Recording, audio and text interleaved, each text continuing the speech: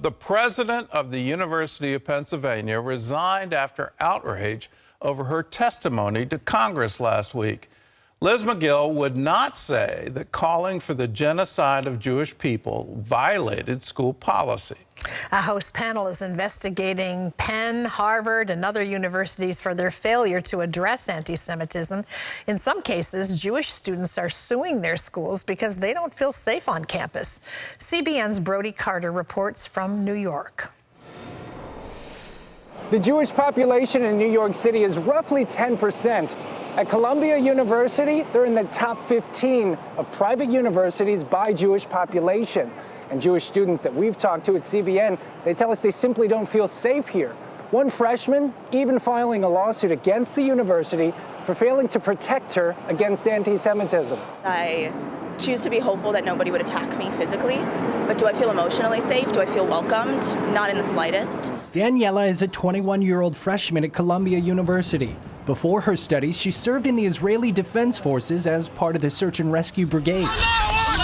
After October 7th and subsequent war, anti-Israel protests flooded the university.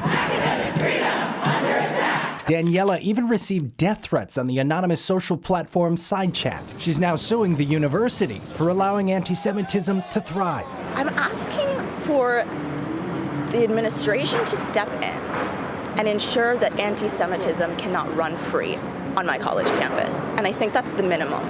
We're talking not just about verbal harassment, anti-Jewish epithets being hurled at Jewish students as they walk to class, for example, but we're also talking about acts of physical violence. Mark Ressler, partner at Kasowitz, Benson & Torres, is representing Daniella. He's also suing NYU on behalf of 3 other Jewish students, alleging civil rights violations for its anti-Semitic educational environment. In an email, Columbia acknowledged the lawsuit and the Department of Education's investigation of 7 colleges of reported incidents of anti-Semitism. Posters of Israeli hostages have been spread throughout New York City streets. Many have been defaced, even torn down.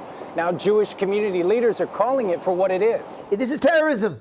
This terrorism. Rabbi Dov Yanakorn leads a Jewish community of more than 1,300 students and young professionals at Chabad House Bowery near NYU. He says the spike of assaults, vandalism, and harassment against Jews have led to a 30% increase of young Jewish students leaning into their faith. Right, this is horrific, but thank God the Jewish people react well under fire, and this has caused such an explosion of Jewish life and Jewish community and Jewish optimism and Jewish faith and Jewish practice. Educational consultant Jennifer Brozo says the failure of certain universities to stand against anti-Semitism is having a negative impact on early school choice. Unfortunately, it's a little bit too late, and a lot of students have these schools are off their list, and they're going to other schools. Whether these investigations and lawsuits tarnish the Ivy League reputation is yet to be seen.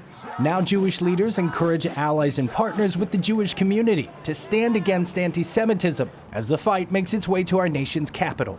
Reporting in New York City, Brody Carter, CBN News. Well, I think the Ivy League has taken it on the chin on this. I think their reputation is not going to be the same because it looks like they have absolutely tolerated this. And when you look at it and say, how in the world could you do this? You know, is the memory of the Holocaust not a current memory with you? Do you not understand what the river to the sea really means? And are you giving a free pass to people that want to call for the extermination of the Jews in the Holy Land, in Israel, and siding with people that say the Jews have no claim to their homeland?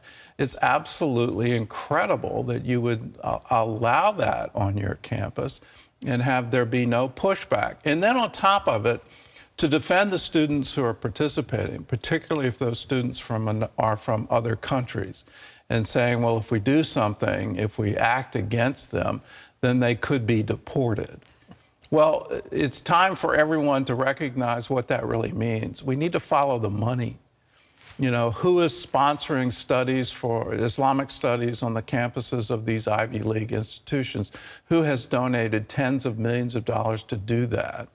And then where are these students and what is the tuition money going into that is absolutely influencing these decisions? So let's take a look at that and call it for what it is and follow the money.